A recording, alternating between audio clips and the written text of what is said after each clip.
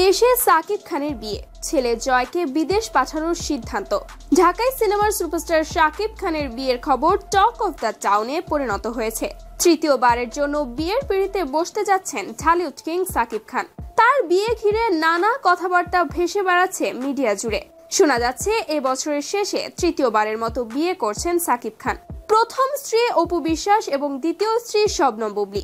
দুই পক্ষের ঘরে দুই পুত্র সন্তান রয়েছে সাকিবের তৃতীয় বিয়ে নিয়ে ভারতীয় একটি সংবাদ মাধ্যমে মুখ খুলেছেন অপু বিশ্বাস।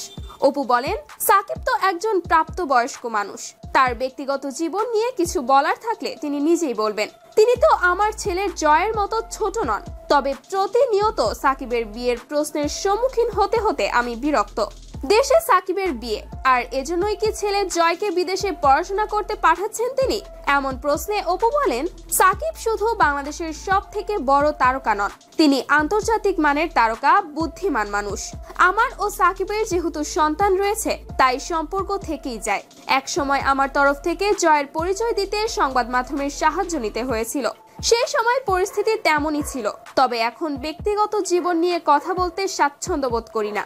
দীর্ঘ 9 বছরের সম্পর্ক আমাদের। ওর পরিবারের সঙ্গে আমার আত্মিক সম্পর্ক রয়েছে, তা তো ছিন্ন হওয়ার নয়।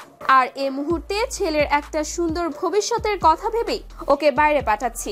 জানা গেছে বর্তমানে সাকিব খান তুফান সিনেমার শুটিংয়ে ব্যস্ত রয়েছেন ভারতে।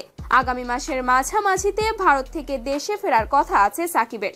যুক্তরাজ্য থেকে চিকিৎসা বিষয়ে লেখাপড়া করে দেশে ফেরা এক ডাক্তার মেয়ের সঙ্গে বিয়ের আলোচনা এগোচ্ছে সাকিবের।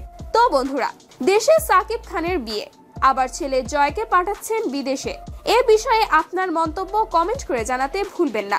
আর হ্যাঁ, আমাদের ভিডিওটি যদি আপনার ভালো লেগে থাকে তাহলে অবশ্যই একটি লাইক দিয়ে আমাদের সঙ্গেই থাকুন। ধন্যবাদ।